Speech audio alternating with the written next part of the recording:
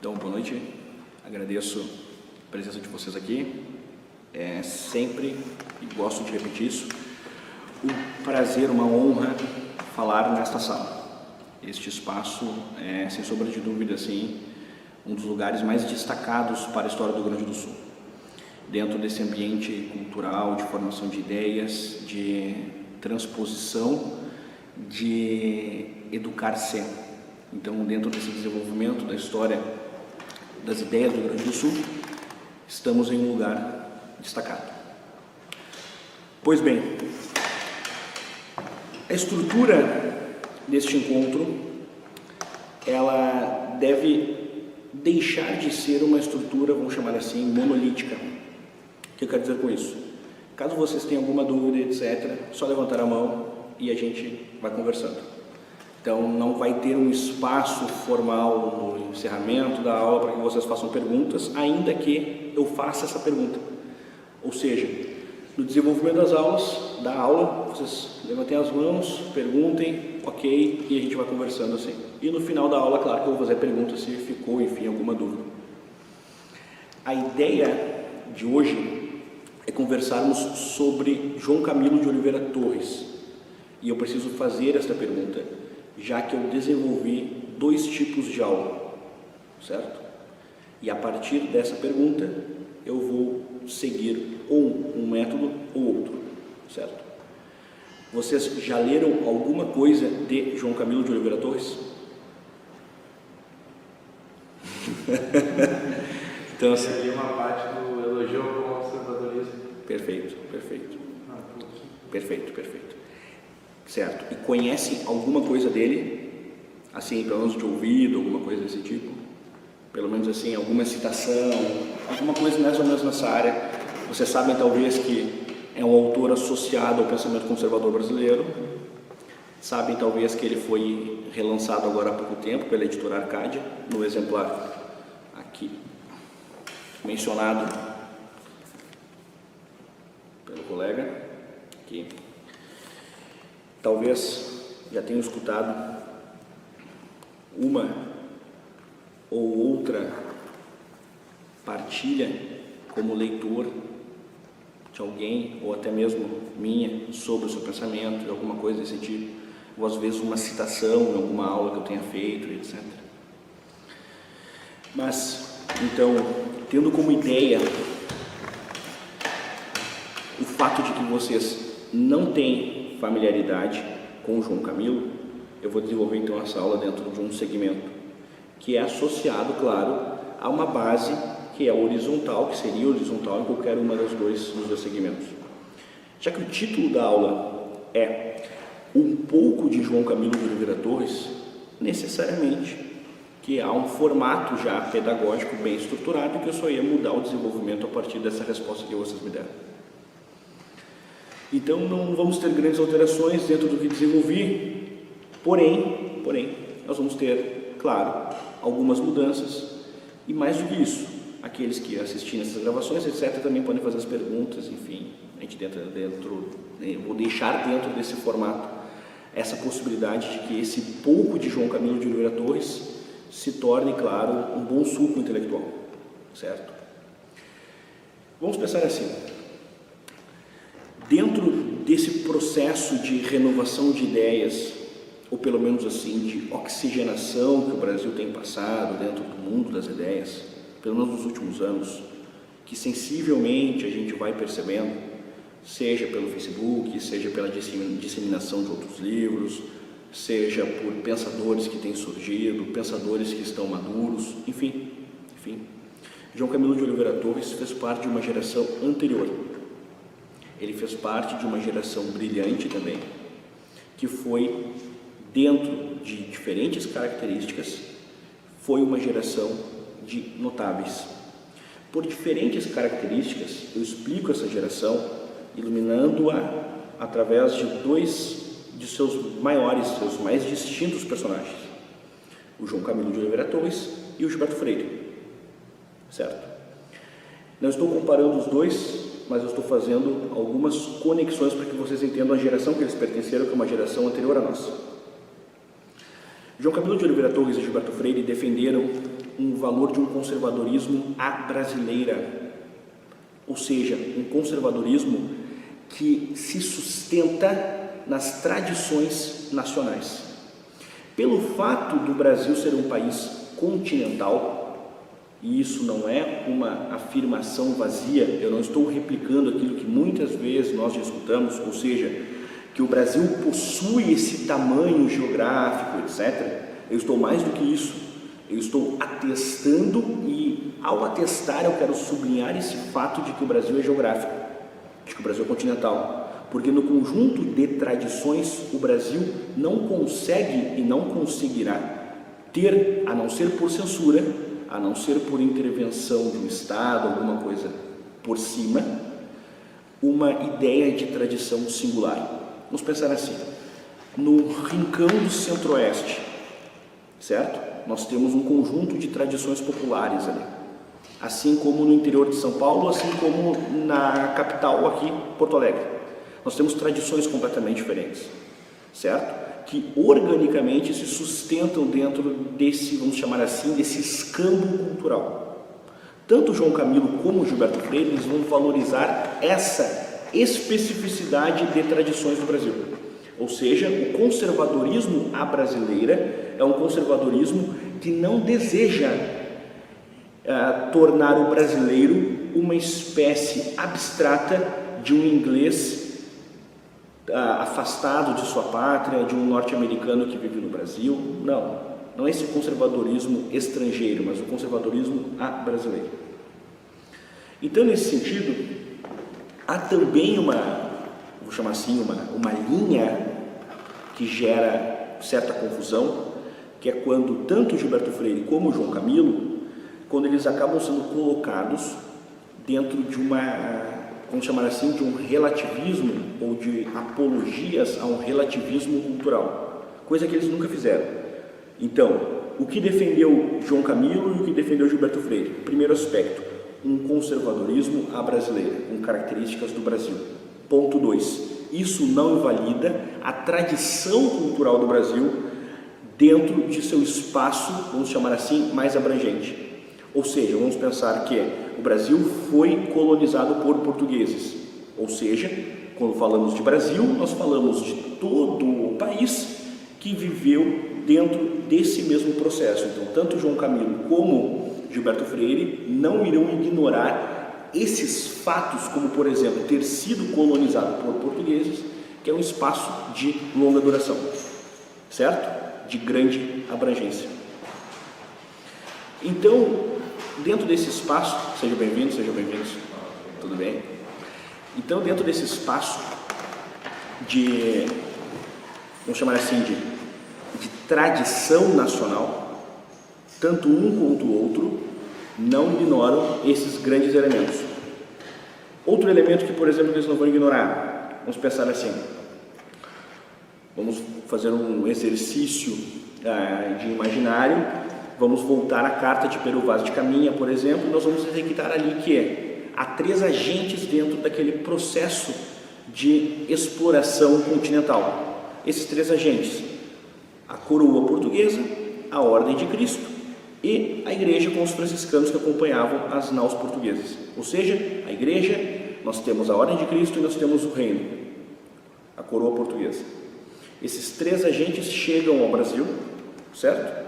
E desenvolvem a partir daquele momento um processo de contato cultural e ao mesmo tempo de contágio cultural, certo? Porque eles geraram, claro, um contato no próprio indígena que vai ser reativo àquele ato, assim como eles também se embebedaram nesse mesmo processo, ainda que não quisessem, certo?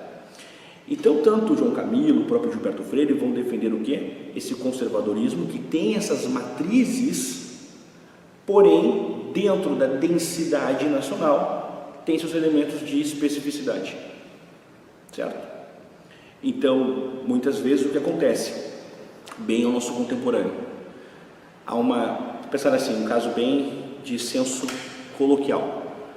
Às vezes nós, talvez vocês, ou talvez só eu, olhamos, por exemplo, lá a Inglaterra e achamos belíssimo, por exemplo, todo esse contexto de tradição monárquica, etc., esses ambientes que ao mesmo tempo as coisas são substantivas e são abstratas, etc., certo?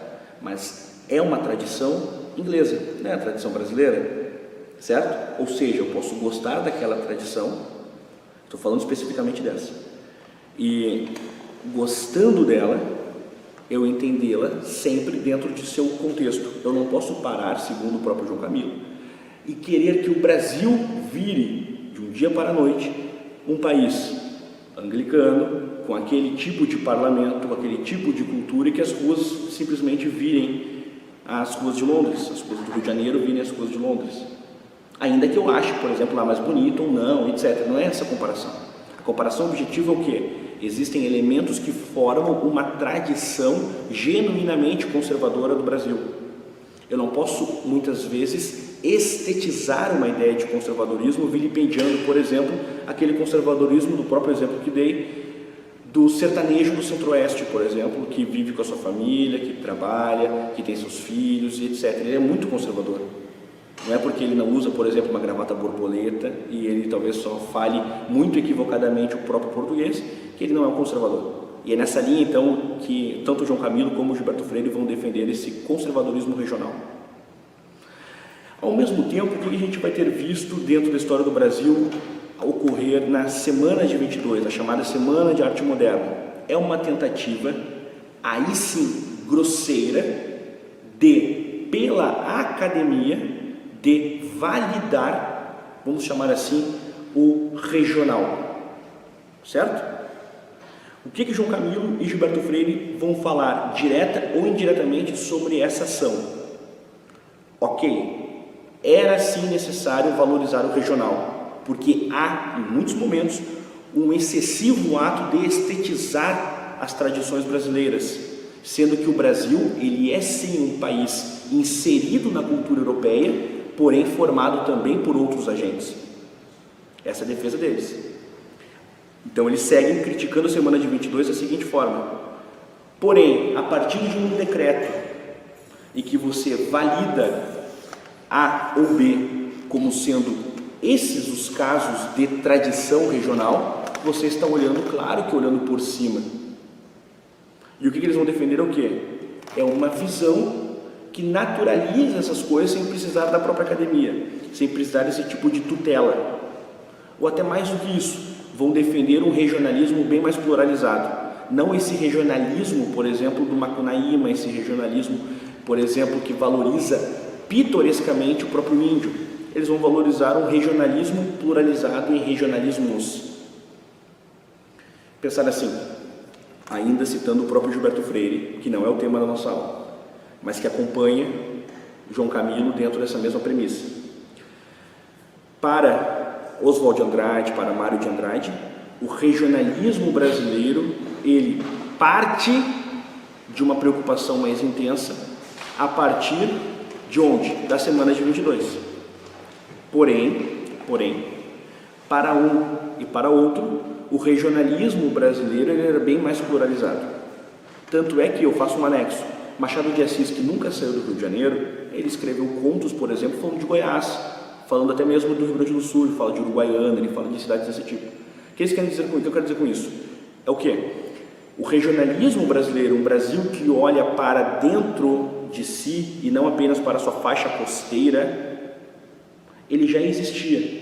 Então a gente não pode dizer que o Brasil começa a olhar para o seu regional a partir da Semana de 22, que é o que um e o outro vão defender. Mas vão dizer o quê? Sim, havia essa lacuna, mas agora eu não posso, e esse ponto é muito importante, tratar como sendo apenas o brasileiro o regional. Aí nós temos um ponto de choque. Vejam só, uma coisa é valorizar o regional e pluralizar a ideia de tradição no Brasil. Ok, isso é uma coisa. Eu volto a dizer o mesmo exemplo do sertanejo, pai de família, do retirante nordestino, pegando assim um exemplo lá do Fabiano, do Graciliano Ramos e tantos exemplos que a literatura vai ter fornecido para formação do nosso imaginário sobre esses conservadores, ou mais do que isso, sobre esses brasileiros que a duras penas sobrevivem às suas Ilíadas, certo? Ok, existe a ideia de valorizar esses elementos tradicionais. regionais, tradicionais nos seus espaços. Porém, isso não singulariza o Brasil, porque o Brasil também tem uma tradição europeia, também tem uma tradição ocidental. O Brasil é um país formado no seio da Igreja, o Brasil é um país formado no seio de Portugal. Então, o conservadorismo de João Camilo de Oliveira Torres, assim como o conservadorismo de Gilberto Freire, ambos, assim como a sua própria geração de conservadores, eles fazem parte desse mesmo processo de geração, defendem o quê? A ampliação de uma tradição sem ignorar, claro, os elementos mais horizontais do Brasil, como, por exemplo, a nossa língua. Eu não posso dizer, eu vou dizer assim, do coloquialismo, que um gaúcho, por exemplo, que fala tu foi, tu vai, ele está falando errado. Há um coloquialismo, é uma permissão do próprio coloquialismo, certo? Ou seja, para um e para o outro, há essa ideia de um conservadorismo que é melado por elementos regionais, porém ele é só melado, ele não é necessariamente, ou melhor, hegemonicamente o regional. Por fim, só para finalizar essa ideia de tradição, exemplo do Rio Grande do Sul. Todos aqui nasceram em Porto Alegre? Não? Ou no Rio Grande, alguém não nasceu no Rio Grande do Sul? Todos nasceram no Rio Grande do Sul, pelo menos, certo? Eu não estou vendo ninguém pilchado aqui, por exemplo, certo? Ou seja, eu não estou invalidando o ato de usar uma pilcha, nada disso, não é essa a minha discussão. Eu estou só dizendo o seguinte: você não precisa necessariamente seguir a tradição que é associada à tradição, certo? Você não precisa necessariamente seguir isso, é o que um ou outro defende. Nós, muito pelo contrário, talvez nós sejamos muito mais cosmopolitas, muito mais até europeus, do que necessariamente gaúcho dentro dessa possibilidade, certo? Nesse sentido, quero dizer. Claro que aí nós teríamos que responder especificamente em cada uma de nossas vidas os motivos que fazem com que nós não estejamos aqui pilchados e etc, certo? Talvez porque está calor, sei lá qual foi a razão, ou talvez porque nem tenha pilcha, como é o meu caso. Então, enfim, onde eu quero chegar, nós não podemos reduzir a ideia de tradição, e é o que um e outro vão defender, porque se vocês notarem, eu vou usar um exemplo. Machado de Assis, ele é acusado em vários momentos de não ser um autor preocupado com as questões do Brasil. Vocês sabem por quê? Alguém chuta? Ele é acusado em vários momentos de ser um autor nem um pouco preocupado com as coisas do Brasil. Por quê? Porque ele era um mulato que nasceu pobre no Morro do Livramento e escolheu escrever sobre dramas humanos, como por exemplo angústia, luto, sofrimento e etc.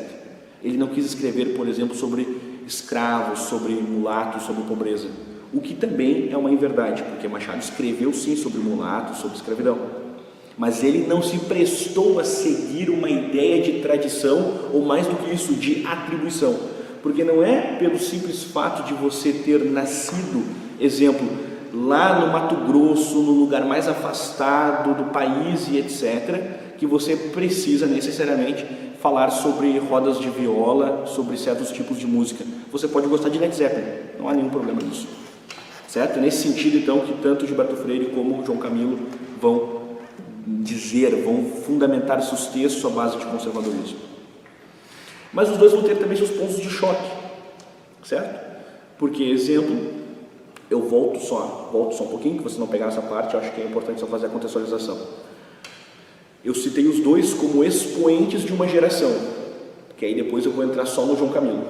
Sendo os dois expoentes de uma geração de um pensamento conservador à brasileira, eles carregam, claro, outros autores por trás, mas os dois, em diferentes áreas, tiveram seus protagonismos, certo? Mas os dois vão ter seus pontos de choque, vão ter diferentes formas de interpretar, por exemplo, a miscigenação no Brasil e etc. O que não fez deles rivais, longe disso. Tanto é que em vários momentos, João Camilo, que é o centro de nossa aula, cita Gilberto Freire, certo? Então, essa primeira parte já se encerrou. Como é que ela se resume? João Camilo fez parte de uma tradição conservadora no Brasil que foi esquecida ou que não é lida, que ele, ao lado de Gilberto Freire, talvez tenham sido os dois os grandes protagonistas dessa geração, e que, a partir de seu desenvolvimento cultural, nós vamos ter um conservadorismo defendido à brasileira, que é tudo aquilo que eu tentei aqui mais ou menos explicar. Fechamos essa parte, vamos dar sequência a outra. O estilo de João Camilo. Pois bem, se você nunca leu João Camilo, eu recomendo que primeiro você percorra um caminho de densa literatura. Às vezes, os alunos ou as pessoas no Facebook me perguntam assim: professor, quero estudar a história do Brasil, começo por onde?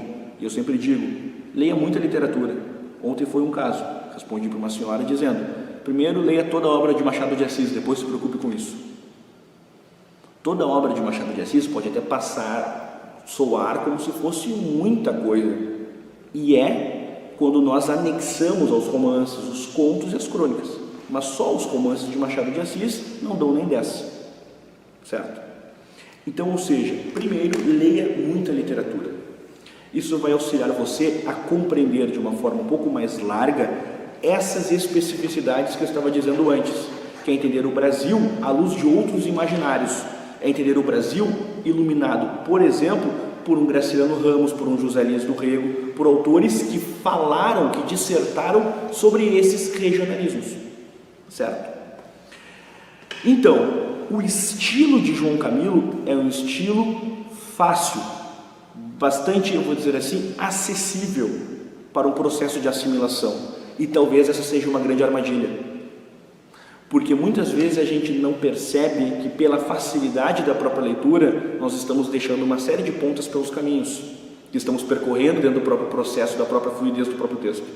Ele vai citando uma coisa aqui, citando uma coisa ali, e pela facilidade as coisas vão sendo, eu vou dizer assim, perdidas ao longo da trajetória da leitura. E João Camilo é um autor fácil. Estilisticamente ele escrevia muito bem. E por isso que, para que exista uma leitura fecunda, eu recomendo essa imersão à literatura brasileira, na literatura brasileira. Perfeito? O estilo de produção era um autor de citações longas, então em muitos momentos ele ia fazer, por exemplo, uma citação de Florestan Fernandes, de Caio Prado Júnior, de Mário de Andrade, de Gilberto Freire, entre outros tantos. E essa citação é extensa. Ele era um autor dentro de suas produções mais clássicas, depois eu vou comentar aqui algumas. Ele foi um autor então que fazia citações longas. Mais do que isso, e eu separei um trecho que resume bem a sua obra, a sua produção. Escreveu João Camilo: peguei o meio de um capítulo, tá? Então eu vou entrar com jamais aceitar, vai parecer uma coisa estranha, mas é proposital. Jamais aceitar a priori a tese simplista de que nada há de importante e, portanto, digno de estudo. Ou seja, João Camilo foi um autor que leu tudo o que ele se pretendeu. É óbvio que ele não leu, não estou falando com retardados, que ele não leu toda a produção humana, né? Isso é óbvio, que ele não leu toda a historiografia brasileira, não é isso, mas ele leu tudo o que ele se pretendeu, aos seus temas e etc. Ele foi um autor muito prolífico, muito intenso na sua investigação. E quando ele escreve, por exemplo, de que não há tema que deve ser desprezado, certo? Quando ele parte então dessa ideia de que você não pode ignorar que é possível você compreender um pouco mais um tema, partindo, por exemplo, partindo de uma leitura que você talvez não imaginasse que fosse ser tão fecunda, tão útil, ele está demonstrando muito da sua essência, da essência de seus textos. João Camilo foi um autor que colocou em diálogo autores, por exemplo, citado Gilberto Freire com Florestan Fernandes, que em certas áreas são intensos adversários. Ele colocava um a um, os dois conversando. Ele vai citar e vai fazer elogios em vários momentos a Caio Prado Júnior, por exemplo, que é um autor marxista, talvez tenha sido o grande difusor do marxismo no Brasil, certo? Ele vai fazer, por exemplo, elogios, e mais do que elogios, ele vai chamá-lo de gênio, inclusive, Mário de Andrade. Esse foi João Camilo, um autor que leu muita coisa e que em nenhum momento ficou preso a amarras do que, vamos chamar assim, do que teoricamente nós, ou qualquer um de seus leitores, qualquer um, enfim, pudesse imaginar que ele deveria ou não seguir certa linha, certa estrutura, etc. Eu vou dar um exemplo, bem ascenso, bem contemporâneo. Vi, eu acho que alguns meses atrás, que foi quando eu pensei em desenvolver essa aula, um rapaz no Facebook, apareceu na minha timeline ali, João Camilo, o maior historiador do Brasil, certo? Pois bem, é uma afirmação, no mínimo, pedante, no mínimo. Por quê? É necessário que você tenha lido muita historiografia brasileira para chegar a essa conclusão. Não estou validando o João Camilo, é óbvio. Mas me causou espécie que esse mesmo rapaz, quando apareceu essa frase, eu entrei no perfil dele e aí eu fui catar um pouco de suas publicações. Fui ver mais ou menos assim o que ele lê, se ele leu João Camilo mesmo, etc. Eu me interessei. E ele tinha uma citação e ironias, etc., direcionadas, por exemplo, ao Caio Prado Júnior, ao Mário de Andrade, etc. Tá, pois bem, vamos pensar assim.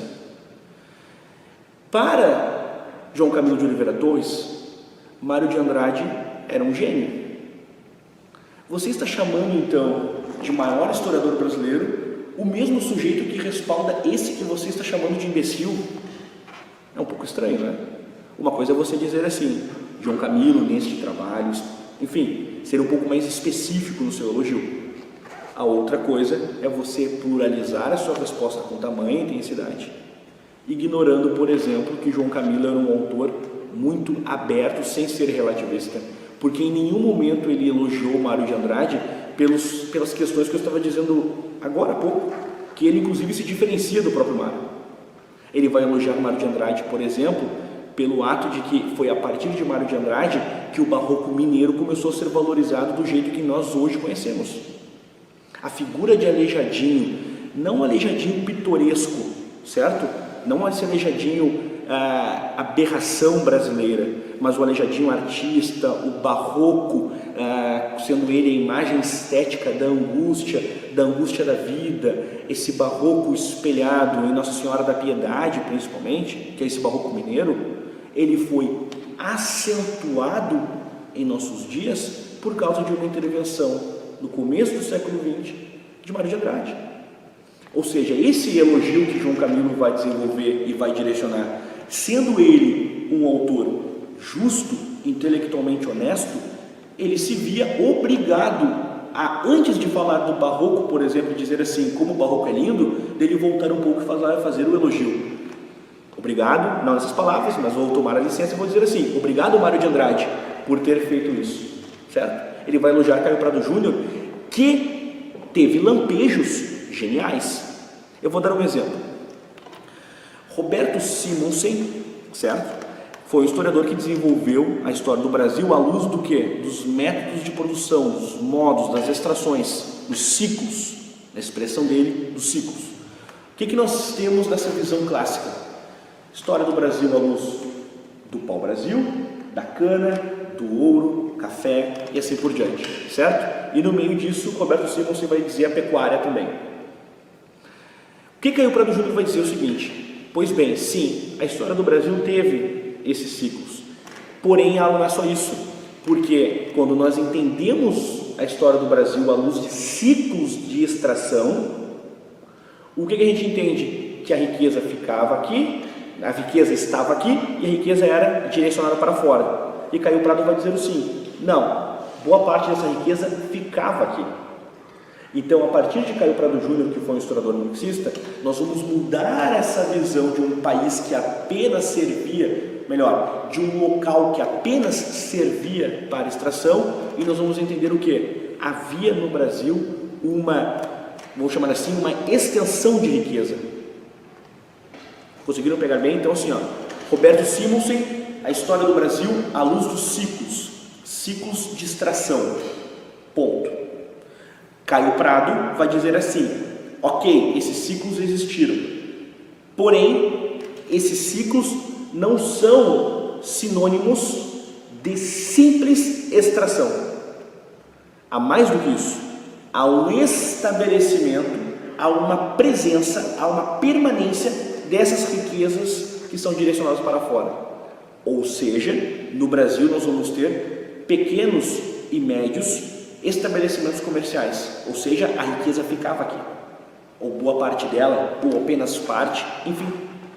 É nessa linha que Caio Prado vai se diferenciar de Roberto Simons.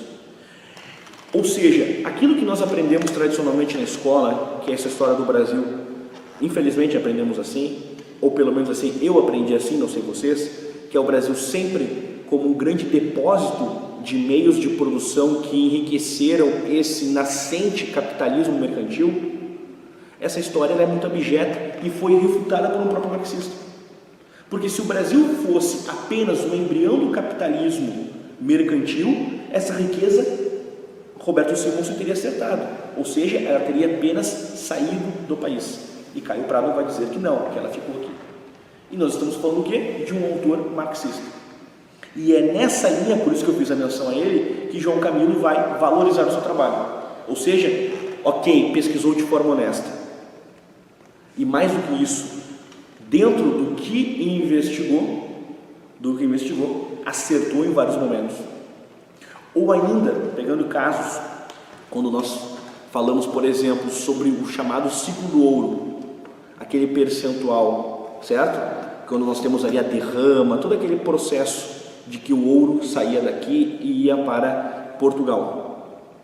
João Camilo, escorado em Caio Prado, vai dizer, com sustentação em fontes, que o ouro ficava na sua amplíssima maior parte aqui. Ou seja, ele não tem, João Camilo, como fugir de Caio Prado quando Caio Prado acerta. E talvez seja o grande ensinamento de um autor como João Camilo, que é ter lido tudo de forma honesta e de nenhum momento ter se furtado de elogiar quando tinha que elogiar. Ainda que no mesmo texto, no mesmo capítulo, João Camilo tenha dado com um verdadeiro porrete intelectual, teórico no marxismo, ele segue vai ali, avança 2, 3 páginas e elogia um autor marxista. Ou seja, ele está elogiando aquele ponto específico, aquele ponto nevrálgico. Então, vejam só, dentro desse processo, nós vamos entender bem o que é honestidade investigativa e o que é, por exemplo, esse processo de especificidade investigativa em que você já tem o seu preconceito e a partir desse preconceito você já tem o seu resultado pronto. Eu vou dar um exemplo, certo? Pensar assim. As 3 instituições que ao longo da história do Brasil mais sofrem e sofreram, portanto, com preconceitos teóricos de conclusões já estabelecidas sobre os seus papéis na nossa história, certo? Vamos pensar assim: maçonaria, os jesuítas e a Igreja Católica como um todo. Quando a pessoa pensa, por exemplo, em Igreja Católica, na história do Brasil, uma pessoa leiga, a pessoa vai pensar assim: Inquisição, indígenas, escravidão. A pessoa pensa nos jesuítas, vai pensar assim: reduzir os indígenas para, a partir dessa redução, exploração, etc. Pensa na maçonaria, eles estavam em tudo, estavam fazendo todo um fuzuê, etc, etc, etc, etc. Ou seja, as pessoas não têm uma preocupação em pessoas que eu estou falando, são pessoas que estudam, etc, que estudam sobre muitas vezes os próprios temas. Uma preocupação de ir ao encontro e não de encontro às suas próprias, eu vou chamar assim, aos seus próprios pares de pesquisa. Então vamos lá. Se você já tem uma conclusão sobre um tema e você não tem leitura suficiente sobre isso, a sua conclusão ela é inócua, ela é vazia. Certo? Ela não tem profundidade, ela não tem mais do que isso, ela não tem substância intelectual. Então o que João Camilo vai defender é o que? Não conclua, estude, a conclusão última do processo, é o último processo. Assim como a opinião, por exemplo, é o último estágio de uma vida de estudos, certo? Então é nessa linha que João Camilo vai tocar, vai bater. É essa nota, essa tecla que ele vai repetidas vezes ficar tocando. Então ele vai defender, então, para pegar esse segundo campo dessa aula, que é um campo que toca na forma como João Camilo desenvolveu sua produção. O que nós temos até aqui? Primeiro, Estilisticamente, um autor que escreveu muito bem, com citações longas, ou seja, comentários técnicos sobre seus livros. Ponto. Campo 2. Alguém que voltara-se a ler tudo sobre seus temas. Então, sua preocupação era ler sobre seus temas. E a partir dessas leituras, não só apenas historiográficas e bibliográficas de modo geral, não. A sua preocupação era intelectual, então ele ia atrás de documentos, arquivos e etc. Então, essa segunda questão é qual? Ele leu muito. Terceiro, em nenhum momento foi desonesto, nesse sentido intelectual, muito pelo contrário. Nós podemos, e eu tenho vários casos desse tipo na minha própria leitura com ele, depois eu vou comentar isso, e que eu divirjo, certo? Dentro da minha pequenez, divirjo. Assim como com o próprio Gilberto Freire e assim por diante. Isso faz parte. Mas há, claro, a ressalva que é mais ou menos assim. Muitas vezes é o Thomas divergindo sobre, exemplo, se pensar assim, um exemplo bem pitoresco. É como se eu estivesse dizendo assim, o Maradona não jogava tudo isso. Não é verdade? Quem sou eu, né? Então é mais ou menos nesse sentido. Quando eu olho um texto de um João Camilo, de um Gilberto Freire e coloco ali uma ressalva. Então, nesse segundo processo de construção teórica, deu muito e respaldou uma série de trabalhos. Esses trabalhos que ele respaldou, aí tem vários, como por exemplo, ele vai ter respaldado os trabalhos do neotomista Jacques Maritain, ele vai ter respaldado, por exemplo, a linha do Alceu Moroso Lima, que era fundador do Centro Dom Vital, junto com Jackson de Figueiredo, com Gustavo Corsão e etc. Ele vai ter respaldado, por exemplo, a intervenção militar de 64, ele vai ter respaldado, por exemplo, ai meu Deus do céu, essa parte não corta do vídeo, esse é óbvio. Ele vai ter respaldado, por exemplo, a figura de um Nabuco que se converte sendo Joaquim Nabuco, portanto. O que eu ia falar até esqueci, mas agora eu já estou entrando nos outros que eu me lembrar. Então, ele vai respaldar, por exemplo, um Joaquim Nabuco como sendo Joaquim Nabuco o símbolo brasileiro do grande convertido ao catolicismo, assim como, por exemplo, na Inglaterra tem Chesterton e assim por diante. Joaquim Nabuco, o convertido brasileiro que se converte ao catolicismo, etc. João Camilo vai respaldar boa parte, ampla parte do trabalho de Gilberto Freire, vai respaldar dados que o Florestan Fernandes trouxe. Enfim, foi um autor que, por ele, passaram carimbos de valor, e ele deu valor a essas pessoas. E ele vai ter momentos, aí eu já estou ainda nesse segundo ponto, que é sobre o seu desenvolvimento de textos, momentos que eu entendo, pelo menos assim, que beiram a genialidade. João Camilo tem insights brilhantes que, falando de verdade, poucos autores até hoje, pelo menos assim, conseguiram fazer com que eu ficasse ofegante no desenvolvimento da leitura sobre temas, por exemplo, como ele já conseguiu. Ele tem um insight memorável para entender a questão romana no Brasil, a questão religiosa, como sendo ela uma antecessora da abolição, e as duas se somam e o resultado final é a proclamação da República. E ele vai dizer o quê? Que a proclamação da República é uma ação reativa à simpatia que a Princesa Isabel acabou recebendo. Então, se a proclamação da República tinha um alvo, esse alvo era a Princesa Isabel. Não era Dom Pedro II, como muitas vezes a gente pode ter interpretado. Às vezes a gente fica pensando dentro desse processo de desenvolvimento do 15 de novembro à luz da própria etimologia da própria data. Exemplo, proclamação da República. Quando nós falamos dentro desse processo, sem soar muito monarquista, João Camilo era um autor que se declarava monarquista, digo que nós temos ali uma data que foi de cima para baixo. As pessoas, nós não tivemos ali uma revolução republicana no Brasil como a Revolução Francesa, por exemplo, em que pessoas foram às ruas, aderiram à massa, foram muitas vezes manipuladas, etc. Isso não entra na discussão. O que entra é que houve um envolvimento popular dentro da Revolução Francesa, que na proclamação da República no Brasil ela nunca houve. Tanto é que Aristides Lobo vai dizer assim: as pessoas assistiram à proclamação da República bestializadas. Não estavam sabendo o que estava acontecendo, simplesmente viram que não existia mais imperador. e que agora é um presidente, o que é um presidente, enfim. Dentro desse processo, então, João Camilo tem esses insights que beiram a genialidade, que é, primeiro, descrever a figura da princesa Isabel como símbolo e não apenas um substantivo de uma lei áurea, por exemplo, quase que vazia, como muitas vezes a gente aprende, ou seja, muito mais como uma ação substantiva. Ele vai descrever o quê?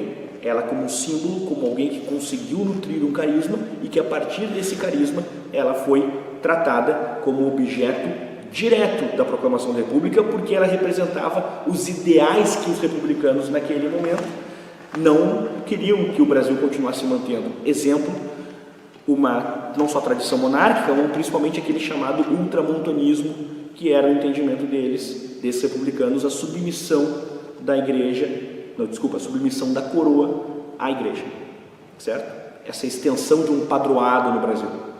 João Camilo, nesses momentos de, vamos chamar assim, de genialidade, ele vai ter cometido arrojos. Ele vai defender, por exemplo, o padroado, que é um ponto que eu particularmente divirjo, e escorado em outros autores que vão criticar o próprio padroado. João Camilo vai ter defendido o padroado. Ou seja, onde eu quero chegar? Ele era um autor que em nenhum momento deixou de dizer aquilo que ele pesquisou, aquilo que ele concluiu, portanto. Muitas vezes a gente pensa assim: discordo desse autor, porém eu não tenho como invalidar aquele processo de pesquisa. Eu tenho que inclusive reconhecer, ele leu muito sobre esse tema. Nossa, ele investigou profundamente. Porém eu discordo dessa conclusão. E no ato de discordar nós temos o quê? A obrigação de superar. Aí por isso que existe a boa dialética dentro do reino das ideias, que você não concorda com aquele tema, você vai ali ter a obrigação de superá-lo, certo? Produza algo. Então, nesse sentido, João Camilo, dentro desses momentos de brilhantismo, ele vai ter seus momentos de arrojo, onde ele nem sempre acertou. Ele vai ter, por exemplo, uma visão muito otimista, que não se confirmou, com o Concílio Vaticano II, por exemplo. João Camilo era um católico e ele tinha uma visão, em alguns momentos, bastante crítica ao que ele definia como um excessivo tridentismo da Igreja. Ou seja, a Igreja ainda presa a premissas de Trento, do Concílio de Trento do século XVI, que foi uma resposta a todo o processo de expansão nacionalista e principalmente da própria Reforma Protestante. João Camilo vai ter uma visão dizendo que essa mentalidade tridentina é uma mentalidade excessivamente reacionária. E ele vai defender, sim, a necessidade de um concílio, que, por exemplo, papas como o próprio São Pio X, muito anterior a João XXIII, muito não, mas bem anterior a João XXIII. Tanto é que depois de São Pio X a gente vai ter tido Pio XI, nós vamos ter tido Pio XII, nós vamos ter Bento XV, nós vamos ter João XXIII, Paulo VI, desculpa, aí já é depois. Então a gente tem outro processo, e João XXIII.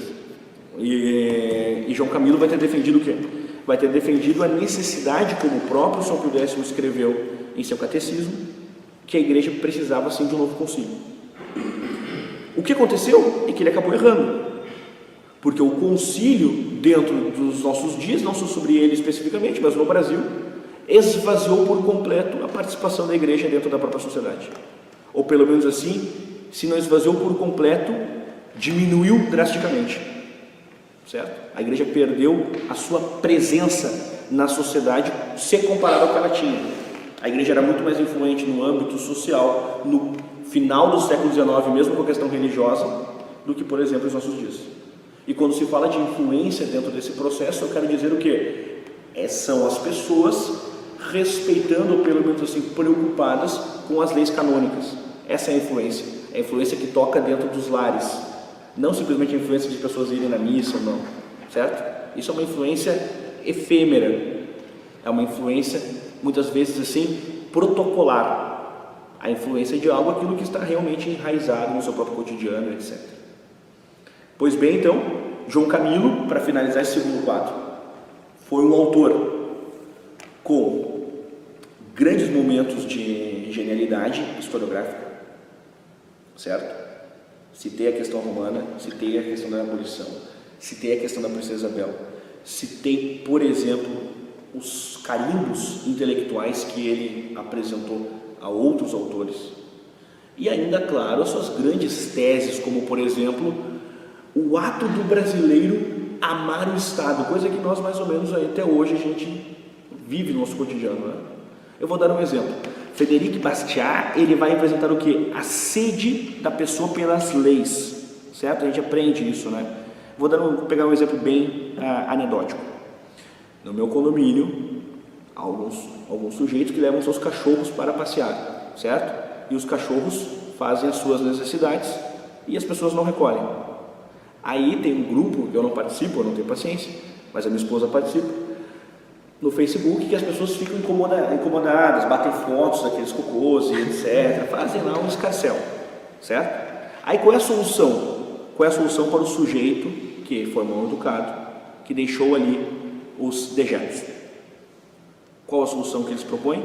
Precisamos colar cartazes para que as pessoas recolham esses cocôs, certo? Agora vamos pensar assim, de forma lúcida.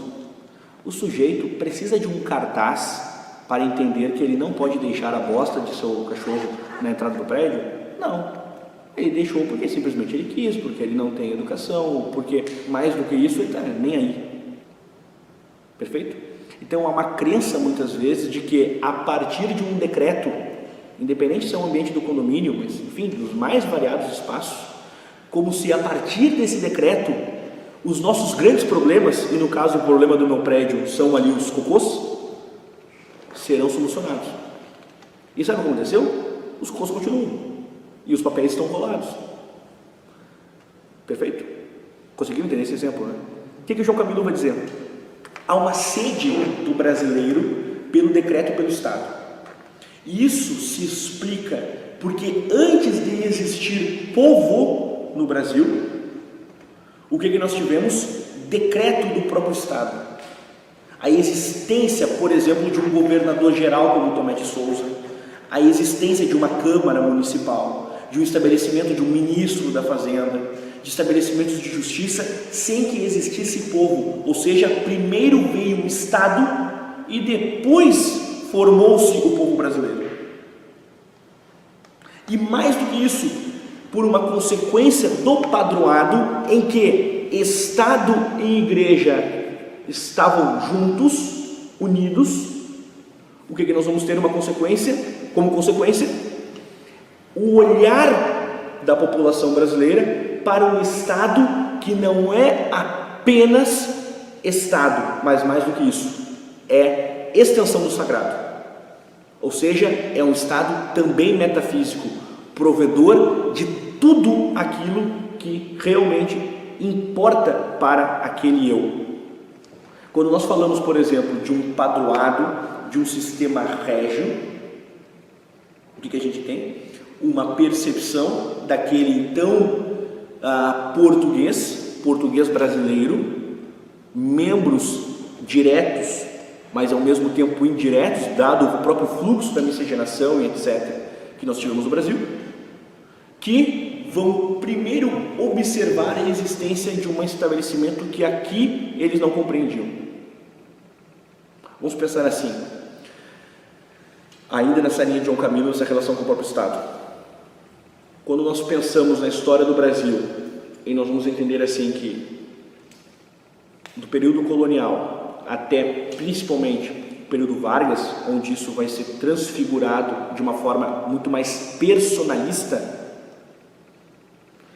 essa ideia de um Estado provedor, não só no sentido material, mas principalmente no sentido escatológico, ela vai ser repetida em vários momentos. O que também, segundo João Camilo, e que é um insight brilhante que toca nessa questão da genialidade dele, valoriza a ideia do poder moderador. O Brasil no século XIX era um país muito mais livre do que hoje, muito mais, não tem nem comparação. Chega a ser um atentado contra a história entender o Brasil, ainda que fosse uma monarquia, como um país preso, ou mais do que isso, estatal. O Brasil era um país livre, com liberdade econômica de verdade. Ainda que, claro, com certas questões que não entram na nossa aula, de uma certa incompreensão de muitos leigos sobre a relação, por exemplo, de um barão de Mauá com o Pedro II, etc. Mas não são temas aqui. Onde eu quero chegar? O Brasil era um país muito mais livre do que hoje. Ponto. E por que o Brasil era muito mais livre se a coroa é a própria consequência desse Estado? O que o João Camilo vai dizer? O ato de existir um poder moderador fez com que essa sede ou essa necessidade, ou mais do que isso, essa continuidade quase que natural do brasileiro pelo Estado, tivesse ali o seu local, o seu meio, vamos chamar assim, de entrechoque entre o Estado que realmente participa da vida ativa da população e o Estado, ao mesmo tempo, mais abstrato, ou seja, esse Estado mais metafísico. Então João Camilo vai salientar o poder moderador como sendo ele, vamos dizer assim, numa linguagem bem coloquial para ficar bem entendido, como uma sacada genial dos próprios homens que pensaram para diminuir essa relação dos homens com o próprio Estado. Percebam que é completamente diferente do que aprendemos normalmente. O poder moderador é tratado muitas vezes como a personificação do império para atestar, legitimizar o seu próprio poder. E na verdade não é isso. E João Camilo, com a sua ingenuidade, eu estou explicando aqui de forma bem didática, ou pelo menos tentando ser didático, vai dizer o quê? Que o poder moderador é o contrário disso. O poder moderador é uma alternativa, não foi pensado apenas para ser uma alternativa, mas a sua consequência foi sim de alternativa, para suprir essa demanda natural da própria população que já existia aqui esperando algo do próprio Estado. Isso é brilhante. Ainda dentro desses momentos de genialidade, João Camilo vai valorizar uma série de figuras que nem sempre são valorizadas, ou mais do que isso, que a gente talvez nunca tenha escutado os seus próprios nomes. Pimenta Bueno, por exemplo, Brás Florentino, Dom Pedro I ele valoriza em vários momentos. Eu vou dar um exemplo de um insight que ele tem sobre Dom Pedro I. Ele vai dizer assim: não é estranho, parafraseando ele, claro, não é estranho que o então sucessor da coroa proclama a independência perdendo a sua futura colônia. Muitas vezes a gente entende tudo no que toca a história do Brasil à luz sempre dos insights pelos poderes, certo? A história do Brasil como a história dos confrontos das elites, dos poderes, etc. Mas percebam essa provocação que ele faz. Se todas as motivações fossem voltadas apenas para o poder, por que o futuro rei de Portugal legitima uma independência, perdendo, portanto, a sua colônia? Aí alguns vão dizer assim, e eu não invalido esse argumento, porém eu não endosso ele na sua totalidade. Mas a independência era uma coisa inevitável, já existia aquela pressão. Nós vamos ter momentos anteriores que vão dizer assim, pelo menos assim, dentro de uma futura história da pátria, ou de uma futura história da independência. Nós somos uma colônia, nós vamos ficar independentes, já não há mais como. Ok? Mas Dom Pedro I em nenhum momento foi enérgico o suficiente para tentar manter o seu local de poder.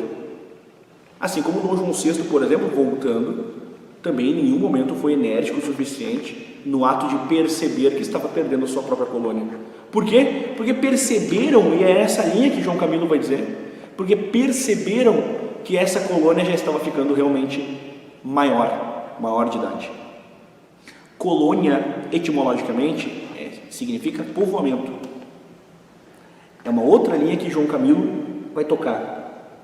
Quando a gente pensa assim, Brasil colônia, a gente sempre pensa assim, um Brasil que é explorado, um Brasil que ficou desmatado, a Mata Atlântica foi devastada, etc. Mas colônia é povoamento, é ocupar lugares, certo? Isso não quer dizer, e ele em nenhum momento faz isso, muito pelo contrário, que ele vai respaldar toda a história do chamado Brasil colônia. E em nenhum momento também vai dizer que o Brasil não foi colônia, nada disso. A questão é outra, a questão é, ok, colônia significa isso, e isso aconteceu, ponto. Colônia não é sinônimo de exploração, de depredação, de predadores e etc, como a gente muitas vezes escuta, né? Então, dentro desses momentos de brilhantismo, estamos aqui nessa segunda parte, João Camilo vai ter tido grandes insights, muito bem fundamentados, certo? Então, primeiro ponto, o seu conservadorismo à brasileira com uma ideia ampla de tradição. Não é um conservadorismo engessado em que o brasileiro, exemplo, no calor de Fortaleza, tem a necessidade de andar, por exemplo, de fraque e cartola. Certo? Eu acho lindo fraque e cartola, acho muito mais bonito, inclusive, que bermuda e camiseta. Mas no calor de Fortaleza, é óbvio que eu vou estar de bermuda e camiseta. E eu, em nenhum momento, passei a ser abortista por causa disso.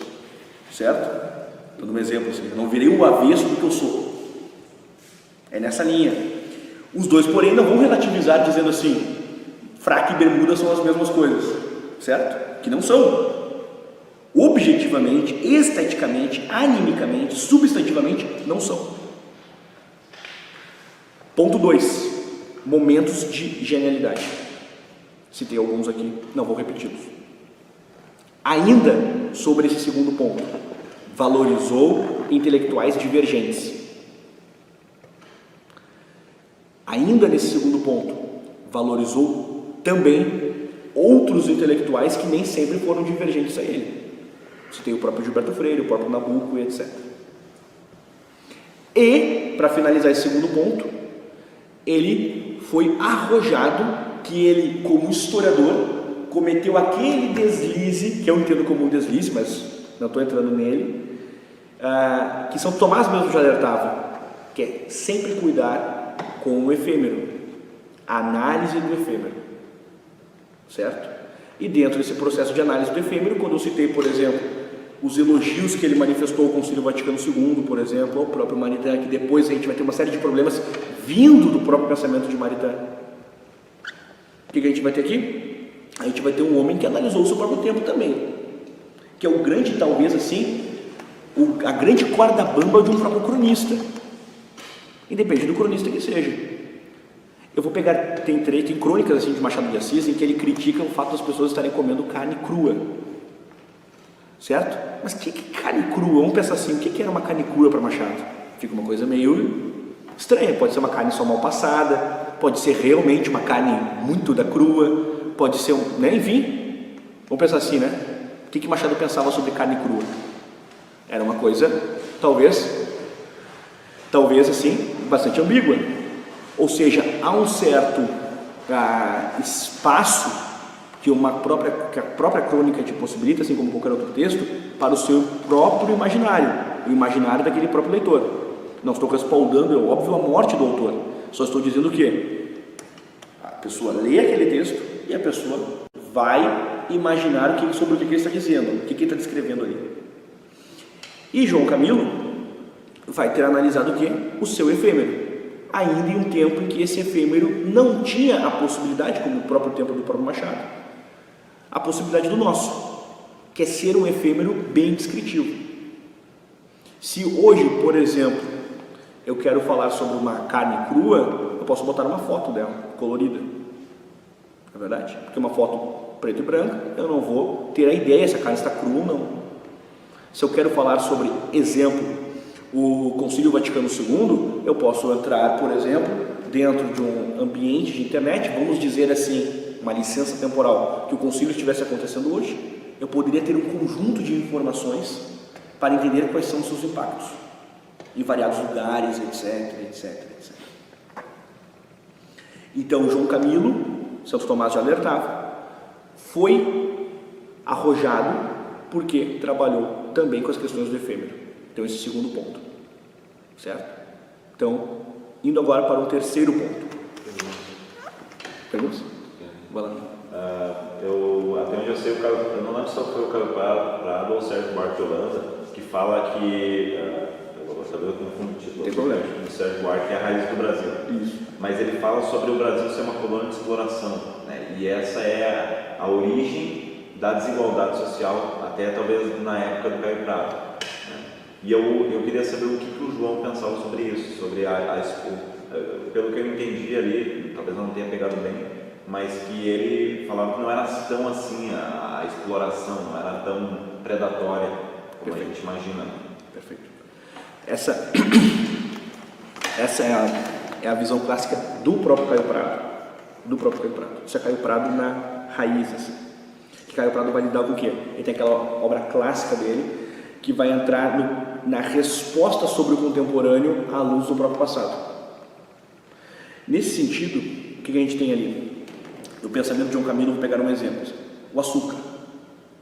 O açúcar é tratado como o grande, melhor assim, o verdadeiro ouro do Brasil. Charles Boxer vai definir o que é o açúcar como o verdadeiro ouro da história do Brasil. Para Caio Prado, foi o quê? Um elemento que auxiliou uma cultura que, como eu volto a dizer, deixou riquezas aqui, porém era uma cultura de elites, que vai formar uma elite. E essa elite predatória. Beleza. O que João Camilo vai dizer sobre isso? Ok, existia elites, não tem como dizer que não. Existiu pobreza, não tem como dizer que não. Escravidão, não tem como dizer que não. Porém, o açúcar não é só matéria. Graças ao açúcar, aí ele vai começar a dizer assim, nós tivemos, por exemplo, evolução social, nós vamos ter aqui desenvolvimento de cidades, riquezas. Ele vai fazer o quê? Pegar esse mesmo objeto que muitas vezes é singularizado apenas como meio de exploração material, e ele vai ultrapassar os seus próprios limites, demonstrando que ele também possibilitou que aqui no Brasil existissem as mais variadas riquezas, como por exemplo formação de famílias, a miscigenação, que é uma riqueza nacional, e assim por diante. Vou só continuar a pergunta, se me permitir. Tá, vai. Tu vê a produção, assim, foram 400 anos de cana-de-açúcar, se não me engano, causou o que hoje o Nordeste é, aquele solo ficou completamente infértil. E isso produziu, por exemplo, histórias como a do Graciliano Ramos, Vidas Secas. Então, será assim, tu comenta que isso trouxe o progresso, né, a formação das famílias, de uma organização social, mas ao mesmo tempo trouxe essa contradição que é as pessoas, durante muito tempo, pessoas foram assim, dizimadas pela fome, como foi mostrado no Graciliano Ramos. Então, talvez tenha sido, pelo menos a cana-de-açúcar, um elemento bem que teve esse âmbito de construção social, organização, mas que causou todo o caos que a gente vê até hoje. Vamos lá, pegar esse gancho. Clima. Perfeito. Pergunta excelente, intervenção excelente. A cana-de-açúcar tem um elemento específico que nem sempre é levantado, que ela, no Brasil, ela só conseguiu realmente ser lucrativa, ou seja, ter ali uma boa capacidade de produção em áreas litorâneas. Ou seja, a cana-de-açúcar ela está muito mais presente na história do Brasil pela costa do que necessariamente pelo sertão. No sertão nós vamos ter tido as mais diferentes tentativas de produção de outras matérias que no Brasil nem sempre deram certo. Tanto é que eu vou dar um exemplo, aquelas chamadas drogas do sertão, as chamadas drogas do norte, a própria borracha e etc., são tentativas que colaboraram de forma ambígua tanto para os problemas do Brasil, como, por exemplo, para as próprias virtudes do próprio país, como, por exemplo, a mesma coisa a cana-de-açúcar. O que o João Camilo vai fazer? Exatamente essa linha, que é demonstrar assim, a cana-de-açúcar à luz da própria cana-de-açúcar.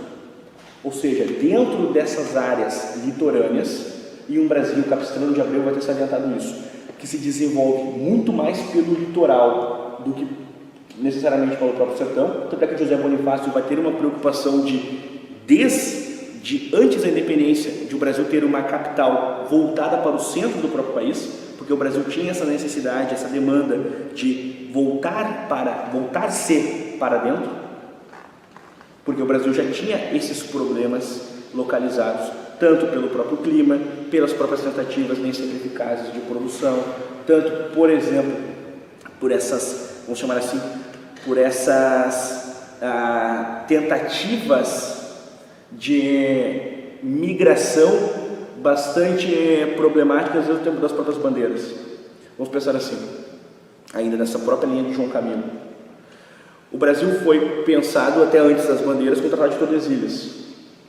O ouro vai ter feito o quê? O ouro vai ter possibilitado que o Brasil tenha o tamanho que tem. Por quê? Porque Portugal conseguiu, vamos chamar assim, burlar o próprio tratado. A partir dos próprios bandeirantes, a própria procura do ouro.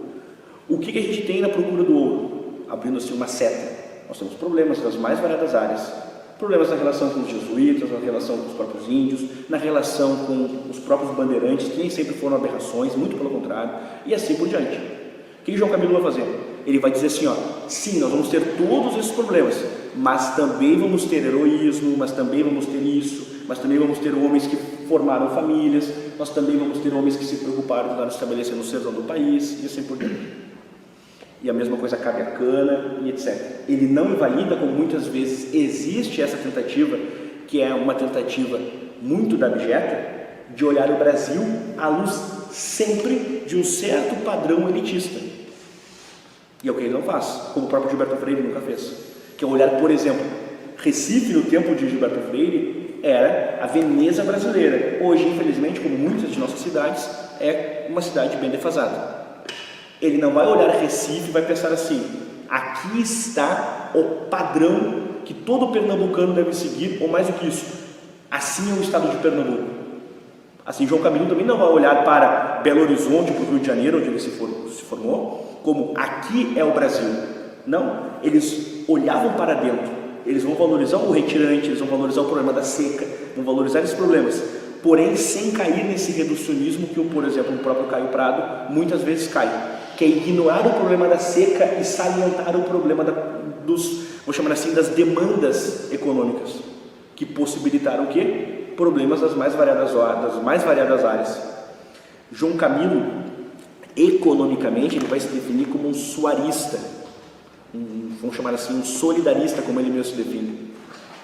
Ou seja, ele passa muito longe de ser vamos chamar assim, uma espécie da mais abjeta de um liberal. Muito pelo contrário. Ele muitas vezes é chamado inclusive de socialista e coisas desse tipo, sendo que ele não foi nada disso. Ele era um homem que economicamente olhava o Brasil para os seus próprios dilemas, que às vezes, isso toca inclusive o nosso contemporâneo, debatemos o Brasil à luz de certos padrões de Brasil. E o Brasil inclui também o Acre, o Brasil também inclui o estado do Amapá. Certo? Eu vou dar um exemplo. Eu estava ontem participando de um programa de rádio, um debate. No final do programa, um dos participantes disse que era a favor de uma espécie, vamos dizer assim, de um federalismo. Só que é um federalismo explicado de forma grosseira, como se o Brasil tivesse que se separar, porque, vamos dizer assim, o norte e o nordeste já não servem mais para esse sul, para esse sudeste. Aí eu até disse no meio do debate, agora é muito cômodo. O Rio Grande do Sul, por exemplo, surge no final, de verdade, surge nesse sentido assim, de participação nacional, no final do século XVIII, e aí a gente olha para o Nordeste, que nos sustentou tantas vezes, como brasileiros, dentro da própria história da pátria, vamos dizer assim, e aí agora não serve mais. Por quê? Porque elegeram Lula. Para um pouquinho, né? E elegeram Lula de forma assim, eu usei só esse tipo de exemplo, não citei esse exemplo na rádio, mas citei esse exemplo na continuação da própria conversa. Ou seja, é uma redução muitas vezes contemporânea desses problemas, que partem indiretamente do próprio Nordeste. E só porque eu citei o Lula, o Nordeste hoje só é, ou só foi, as eleições municipais demonstraram que foi, mas vamos ver agora em 2018, petista, porque o antigo partido que lá hegemonicamente estava disseminado, que era o PFL, entregou para o PT por causa de administrações pífias e roubos fiscais das mais variadas espécies. Ou seja, vamos entender assim também. Inclusive Porto Alegre, por exemplo, uma cidade tão culta, cidade de pessoas que pensam que o Brasil deve ser separado, etc., foi aí uma cidade de anos de petismo, já que o assunto, se o assunto fosse o PT. Que nem a pauta da própria aula, mas eu só peguei esse gancho por causa da pergunta sobre o Nordeste, que casa muito bem com o João Camilo, que ele vai demonstrar o quê? Vamos entender a história no todo, por isso que ele vai entender tudo. Então, se ele tivesse participado desse programa de rádio, ele teria, modéstia às favas, respaldado todas as minhas falas. Que ele ia dizer o quê? Ok, você está olhando o macro, não está olhando o efêmero. Porque se eu for olhar o específico, os nossos dias, eu vou pensar o quê? Meu Deus do céu, o Acre só tem a Marina Silva. Isso é horrível. Para que serve o Acre? Começa aquelas piadas. Né? Tá aí, a vida de Barão do Rio Branco, você já estudou? E o resultado dessa adesão, o contexto que entrou, ou mais do que isso, para o próprio Estado. E assim tu começa a problematizar, então, problematizar virou um verbo, infelizmente muito mal empregado. Aí tu começa a lançar essas perguntas. E as perguntas são que alimentam a produção intelectual, e é o que o João Camilo também foi fundamental. Então, o conservadorismo lúcido, o conservadorismo à brasileira, voltado não só, para concluir essa questão, à cultura da exploração, mas vai dizer aqui, para ficar bem entendido, sim, houve, porém, isso, como o próprio exemplo do ouro, do açúcar que eu citei, etc. Vou pegar só um exemplo que talvez nem todo mundo saiba, mas a Kátia Matoso, ela escreveu um trabalho que é espetacular, talvez assim, grande trabalho da historiografia brasileira sobre escravos. O título é Ser Escravo no Brasil. A Kátia Matoso vai descrever ali com uma pesquisa, ela leu em torno de 16 mil alforrias, certo? Eu já li em torno de 600 alforrias e acho que li muitas. Ela leu 16 mil alforrias. E ela, eu peguei só esse exemplo para demonstrar o quê? Olha a pesquisa de arquivo que essa historiadora fez. E ela vai apresentar um quadro da dieta alimentar do escravo brasileiro no século XIX e vai comparar essa dieta alimentar com o imigrante brasileiro e, mais do que isso, para as classes pobres do Brasil do século XX. E qual é a conclusão? Os escravos se alimentavam melhor. Onde a gente pode chegar com isso? Várias questões. Primeiro, eu posso relativizar a escravidão, dizendo assim, nem era tão assim, etc. Não, a escravidão era um problema. Tu está vilipendiando o ato da liberdade. Ponto. Porém, eu invalido um discurso, muitas vezes, que segrega o tema à política, reduz a discussão da escravidão, dizendo assim, olha só, era o pior momento da história da humanidade? Não. Um gulag soviético, Auschwitz e assim por diante, muito pior. Não foi o pior momento da história da humanidade. Talvez um dos piores momentos da história do Brasil. Eu entendo como o pior. Porém, terceiro campo, onde eu posso chegar? Posso dizer assim, há problemas na história do Brasil que se disseminam,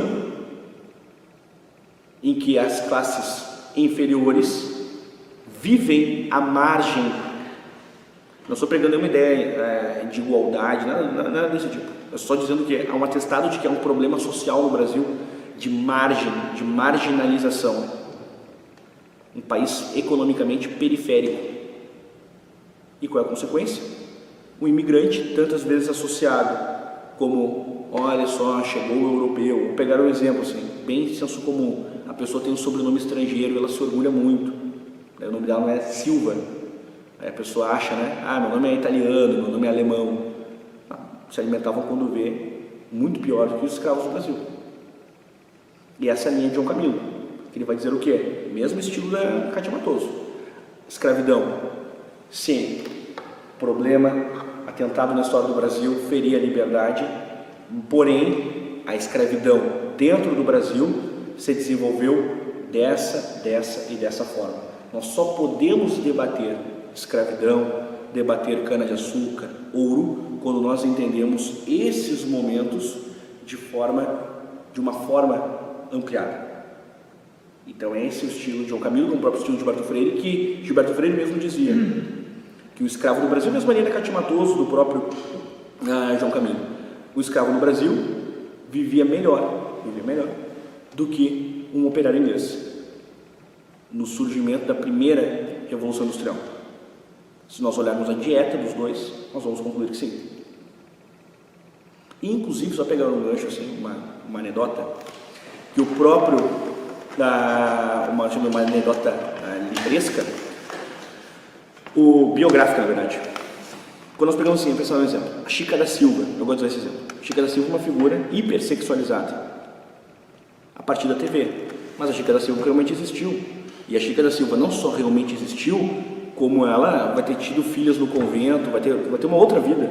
Ela foi uma viúva, ela casou, ela viveu uma vida reta, o oposto daquela imagem hipersexualizada que muitas vezes a ideia de uma possessão sexual é associada sempre, ou melhor assim, a ideia de uma escrava que remete à possessão sexual, tantas vezes a gente vê ser disseminada. Onde eu quero chegar? A Chica da Silva foi pervertida por quem? Pervertida pelo tempo moderno, por novelas, etc. Os historiadores, quando citaram a Chica da Silva, ou negras nesse estilo, especificaram sempre a biografia que estavam dizendo. Tanto é que não vão ignorar, seja lá, estupros, mulheres como a Chica da Silva que vão ter casado, que vão se apaixonar pelo seu senhor se apaixonar por ela, e vão ter outra vida, e assim por diante. Onde chego, dentro dessa anedota, é que a própria miscigenação, escravidão, ciclos econômicos, etc., são conceitos largos, são espaços que tocam em diferentes indivíduos, em diferentes regiões, temporalidades e etc. Ou seja, a gente só consegue compreender adequadamente certos temas à luz do específico. É quando eu entendo, por exemplo, a miscigenação não como sinônimo de democracia das raças, mas eu entendo a miscigenação à luz do quê? Dentro das pontualidades que eu quero analisar. A escravidão, a mesma coisa. Os ciclos econômicos, a mesma coisa. E assim nós vamos avaliando. Certo? Então, assim, vou voltar aqui, esse terceiro quadro de João Camilo é então de um autor que analisa, produz, enfim, textos, trabalhos de uma forma, eu vou chamar assim, bastante ampliada. Ele escreveu muito sobre temas dos mais diversos. Ele tem um trabalho, por exemplo, clássico, que é a Democracia Coroada, que ele vai desenvolver teses geniais, beirando a genialidade, sobre essa formação constitucional do Brasil a partir de 1824. Ele vai demonstrar o que, para a sua própria época, o quão moderna era, moderna como um adjetivo de qualidade, a Constituição Imperial do Brasil de então. Ele vai demonstrar, dentro de trabalhos como, por exemplo, do próprio positivismo no Brasil, que eu trouxe aqui, como o positivismo ele foi específico no Brasil. Ele no Brasil, percebam, ele não foi sinônimo de um cientificismo e de uma ideia de, vamos chamar assim, de um homem voltar-se aos avanços da própria época. Como é que isso se constituiu o positivismo no Brasil? Ele virou uma igreja, ele virou uma religião. Religião, como por exemplo aqui nós estamos, o Júlio de Castilhos foi um grande devoto. Ou seja, religião nesse sentido realmente teológico, escatológico, metafísico. O lema da nossa bandeira é ordem e progresso, isso é um lema positivista. Aqui, a poucas quadras, nós temos a igreja positivista aqui de Porto Alegre. A nossa jurisdição, de modo geral, ela é muito ainda presa a amarras de um positivismo historicista. A própria historiografia ainda é muito presa a um historicismo. Certo? Onde eu quero chegar? No Brasil, o positivismo diluiu-se em uma religião. Não que ele não tivesse essa pretensão. Porém, Paris, por exemplo, Comte não conseguiu ter essa disseminação escatológica como conseguiu ter no Brasil, ainda que o positivismo não seja uma religião escatológica. E no Brasil ele teve isso. Benjamin Constant foi um fiel devoto, Júlio de Castilhos citado e assim por diante. O que o João Camilo vai dizer? Tudo isso que eu disse aqui.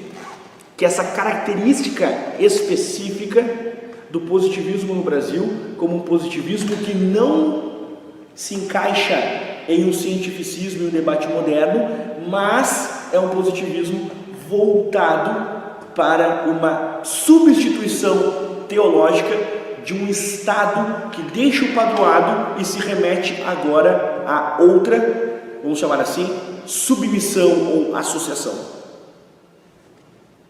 Vamos pensar assim, se a perseguição de 15 de novembro de 1889 fosse a religião, ou melhor, a ideia de um Estado associado à religião, por que substituir uma religião por outra? Certo? A perseguição era direta realmente à ação da igreja. A perseguição, ela não era a ideia de um Estado com a religião, mas de um Estado com uma religião específica. Tanto que substituíram toda a base simbólica do país e a própria ideia de tradição, ou seja, tradição no sentido de fundadores e etc., por outros signos. E os exemplos são vários: bandeira, hino, constituição e etc. Só para entrar nessa questão ainda, que é essa linha de um positivismo que entra no Brasil de uma forma muito específica. Pensa assim: Então, com a questão religiosa, com a proclamação da República, o Brasil deixa de ser uma extensão equivocada do padroado. Por que equivocada? Porque o padroado foi uma concessão da Igreja para a Ordem de Cristo. Dom Pedro II é outro governo, certo? Ou seja, o padroado ele era direcionado a uma instituição. Ele vai ter bebido, ele vai ter estendido um poder que não era dele. Porém, não recebeu em nenhum momento vamos chamar assim, abre aspas, a censura do tipo, você não está autorizado a exercer o padroado, que é essa relação íntima em todos os ambientes do Estado com a fé. Certo? Mas voltando a essa questão do positivismo. Sai a Igreja e a gente tem novas, vamos dizer assim, explicações escatológicas sobre o próprio fundamento do Brasil, que simbolicamente eu posso resumir em um exemplo. A Constituição de 1824, ela começa invocando a Santíssima Trindade.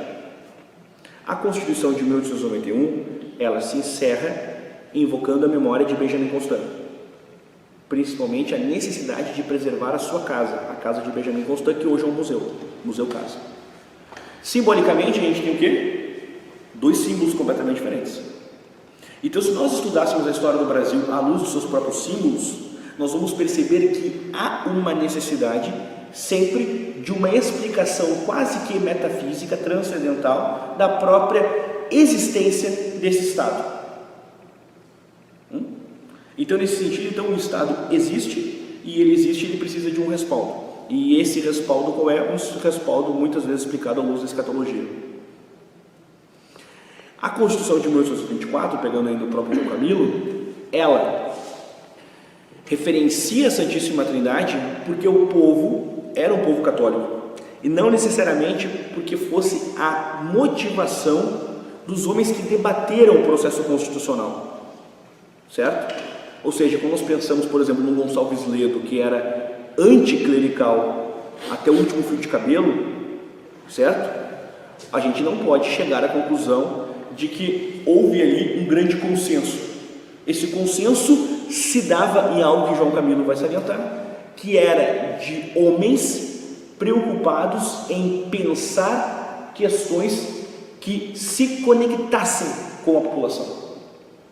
Então, ou seja, percebam que o gigantismo, a biografia, a saliência do valor de nossos constitucionalistas muitas vezes se sustenta no próprio ato deles renunciarem às suas próprias crenças, mesmo sendo maçons ou não, mesmo sendo anticlericais ou não.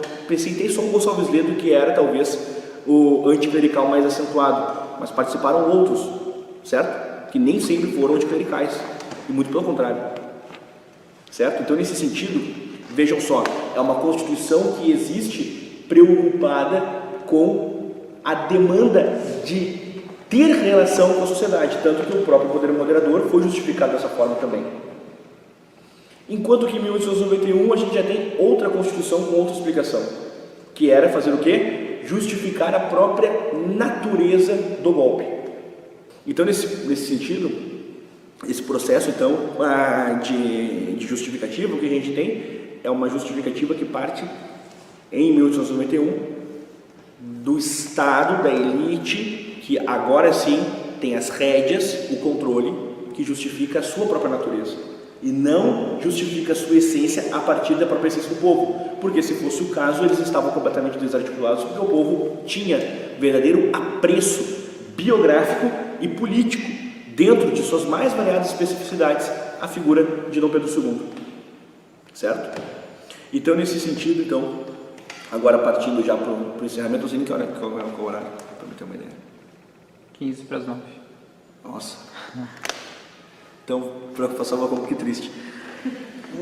Que sair do centro desse horário já é, se nós chegarmos vivos em casa, né? Porque sair do centro agora, parar aqui na porta é um perigo. Então, enfim, né? Passando assim, então esse terceiro ponto, só para concluir, o que a gente tem é um João Camilo que vai explicar linhas da história nacional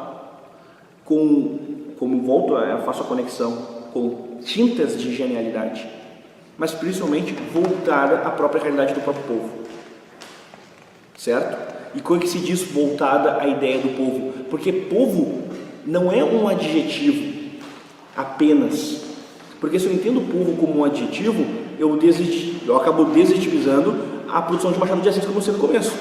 Ah, não tratou com o povo. Como assim? Como assim povo? Cariocas que gostavam de um café e que conversavam sobre outras coisas não fazem parte do povo brasileiro? Claro que fazem, certo? Assim como, volto a dizer, o mesmo exemplo, o caipira da viola, é o povo brasileiro. Perfeito. Então, positivismo no Brasil com essas características. Trouxe aqui agora para concluir assim, o terceiro quadro dessa exposição, só algumas obras assim como se fosse uma introdução a como estudar João Camilo de uma forma um pouco mais precisa. As visões econômicas e políticas de João Camilo, naturezas e fins da sociedade política, certo? Visão política, como ele definiu a visão cristã do Estado. Essa é a linha do pensamento político de João Camilo. Ele, volto a repetir, foi um historiador que em nenhum momento deixou respingar a sua conclusão já estabelecida antes de um estudo, como sendo ela um fator definitivo para todo o norte de sua produção. Muito pelo contrário, ele ia às cegas, claro que com muito norte, com muito base, mas às cegas nesse sentido de conclusão. Ele entrava vamos pensar assim, vamos estudar como João Camilo estudou. Pensar assim, eu volto a repetir isso. O seu objetivo era estudar o açúcar. Ele entrava no labirinto do Minotauro e entrava em todas as brechas. Então ele tinha essa visão natureza e fins, uma sociedade cristã, solidarista, ele foi um suarista, ele foi um admirador do Padre Antônio Vieira, etc. Mas ele em nenhum momento vai dizer assim, não, vejam bem, nós vivemos um grande período da história da humanidade, etc. E ele tem uma frase que me marcou. Pensar assim em Joana d'Arc. Joana d'Arc tem uma vida monumental, certo? Santa Joana d'Arc, todos conhecem, né? Pelo menos de ouvido. Ou pensar em um outro exemplo, São Luís IX, santo, cruzadista, etc. Mesmo que ele, como regente da própria França, sendo ele um santo, creiam ou não, nem mesmo ele foi capaz de fazer com que todos os franceses vivessem, em seu próprio tempo, na sociedade perfeita. Ou seja, os homens nunca vão conseguir isso. Seja no exemplo de Joana d'Arc que ele cita, ou em São Luís IX, ou qualquer outro. O Brasil tem Frei Galvão. Frei Galvão é uma exceção, ele é uma minoria ou ele é uma maioria? Ele é uma minoria. Ele é a massa ou ele é um indivíduo? Ele é um indivíduo. Nabucco, dentro da elite aristocrática do Brasil daquele período, ele é uma minoria ou ele é massa? Ele é minoria. Então é nesse sentido que João Camilo vai tocar. Sempre uma história à luz da minoria. E minoria, infelizmente, é um conceito pervertido. Ortega C, Raymond Aron, Michael Oakeshott, Joaquim Nabuco, João Camilo vão salientar o quê? Que minoria, na verdade, são os indivíduos mais singulares.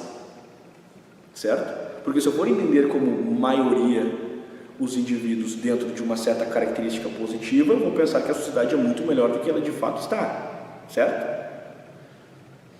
Então, dentro desse sentido, João Camilo entrava para estudar, entrava assim no labirinto do Minotauro e seguia a trajetória, claro que com o norte. Ele não simplesmente era imprudente de sair lendo e depois ia produzir. Não. Há todo um processo de meditação, de consulta, correspondências com autores que estudaram aqueles temas e etc. Segundo alguns, a sua melhor obra, O Presidencialismo no Brasil. Certo? É um tratado fantástico. Fantástico, mais do que isso, serve para entender por que o Brasil não tem uma natureza política presidencialista. Não diz, ele era monarquista. E ele vai defender o quê? Uma visão de que o Brasil tem uma natureza monárquica.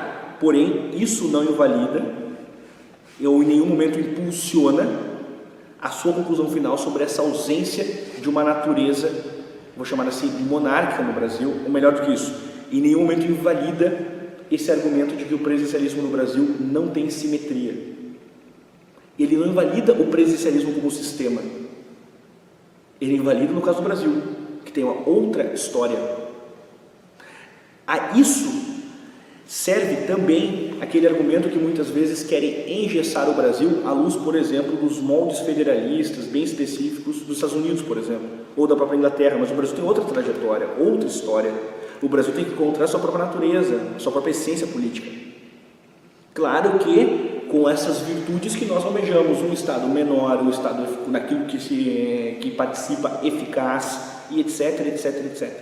Porém, não é pegar o modelo dos Estados Unidos e colocar no Brasil a forceps que necessariamente as coisas vão dar certo.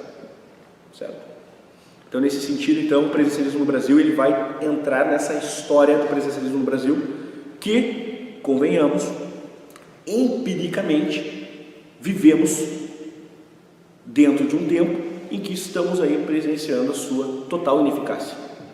Um homem que delibera um aumento de impostos dizendo que a população vai compreender, sendo ele vice-presidente do governo mais corrupto da história da humanidade, nós estamos com algum problema. Um sujeito que outorga-se esse tipo de discurso, para um pouco, né? Só para pegar um exemplo bem contemporâneo da semana passada. Então o Brasil tem essa característica de um presidencialismo que não deu certo. O Elogio do Conservadorismo e outros escritos, aí é uma compilação de textos muito bem feita, a editora Arcádia saiu há pouco tempo e talvez, como eu comecei no começo, seja a obra que tenha, pelo menos auditivamente, feito vocês conhecerem um pouco de João Camilo. Interpretação da realidade brasileira. Aqui. Obra monumental com insights, com momentos de grande brilhantismo, não é brincadeira, assim, lembro da primeira vez que li e da primeira vez que reli a obra, o quanto ela foi me iluminando. Volto a dizer, há momentos em que você não consegue concordar integralmente com o que ele está dizendo, certo? Eu acho, por exemplo, que ele leu muito mal Nabucco, vou dar um exemplo, certo? Nabucco é um dos poucos autores que eu posso dizer com toda a felicidade que eu li de ponta a ponta, dos seus diários até suas obras mais clássicas, suas correspondências, suas brigas e etc. Eu acho que ele leu mal Nabucco, porque ele não produziu, ele não preocupou-se em entrar, em fazer essa imersão na vida de Nabucco. Então, a preocupação não era essa. A preocupação, ele cita Nabucco dentro de um contexto, eu acho que ele cita de forma equivocada, certo? Mas por que eu consegui ter essa base? Porque eu li Nabucco de ponta a ponta. Essa é a diferença, que não era a exigência dele, não era o que ele se pretendia.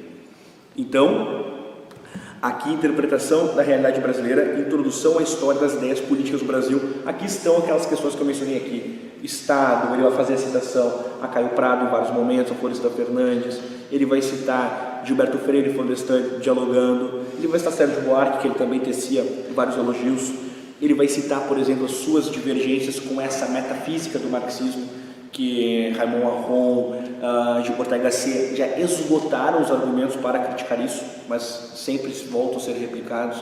Aquela ideia, por exemplo, de um marxismo como uma extensão social aplicada de forma grosseira de um livro do Êxodo, de forma, ou seja, aquela sociedade eleita que tem que percorrer certo percurso para chegar em certo fim, a partir desse certo fim nós vamos ter ali o estabelecimento de um novo tempo. Então os dois vão fazer o quê? Raymond Aron e Ortega-Gasset vão ter criticado de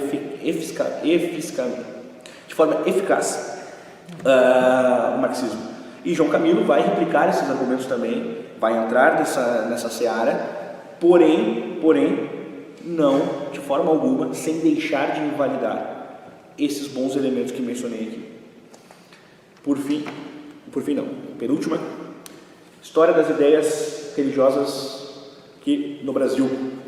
Aqui ele vai falar sobre essas questões que eu mencionei, o Concílio Vaticano II, vai mencionar sobre a questão romana, vai falar sobre o padroado, vai fazer a defesa que ele fez do padroado, enfim, aqui. E por fim, a minha favorita, Xerox. Aqui está tipo, toca R$300, né? É complicado. Aqui, ó, o positivismo no Brasil.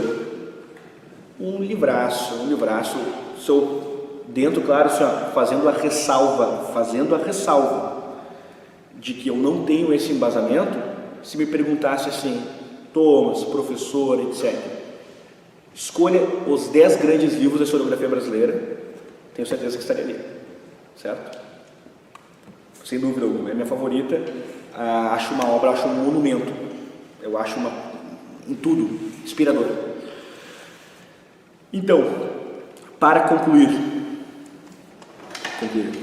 que pena, como eu gostaria de ficar falando muito mais. Para concluir, qual a grande motivação deste encontro? Primeiro, não há no YouTube ou na internet nada sobre João Camilo com esse tipo de modelo. Ou seja, uma aula sobre o pensamento dele, uma introdução um pouco mais aprofundada sobre as suas obras, sua importância, sobre o que ele escreveu, sobre o seu estilo, etc. Não há isso, não há. Por isso que eu quis gravar este encontro sobre este tema. O encontro sobre João Camilo nem fazia parte do primeiro quadro passado aqui para a biblioteca. O tema era outro. Eu substituí o tema porque eu fiquei procurando agora, há pouco tempo, por causa dos eventos ali do Brasil Paralelo, etc. E aí eu disse, preciso retomar algumas coisas de João Camilo.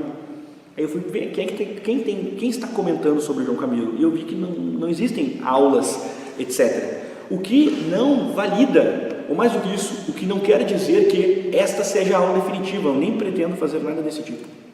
Mas é sim um encontro que tem essa dose de pioneirismo que talvez inaugure aí uma boa dialética sobre João Camilo, que eu acho que é necessário. João Camilo precisa ser discutido, Gilberto Freire precisa ser discutido, mas eles devem ser discutidos de formas adequadas, à luz de seus textos, de suas ideias, sobre suas pretensões, etc. Então, este encontro foi pensado para tentar sanar uma demanda reprimida sobre o pensamento de João Camilo e imersão nessas obras. Por isso que caso alguém me fizesse a pergunta, professor, Thomas, etc., quero começar a ler João Camilo, começo por onde? Eu recomendaria que começasse aqui mesmo. O Elogio do Conservadorismo, produzido ali pelo pessoal da Arcádia, vocês conseguem achar na internet com toda facilidade. Porque dá uma ideia sobre a sua visão de mundo. Mas, volto a dizer, isso só depois de muita literatura. Muita literatura. Certo? Perfeito? Alguma pergunta? Nada? Gostei tanto da pergunta. É que dependendo da pergunta eu vou falar mais uma hora.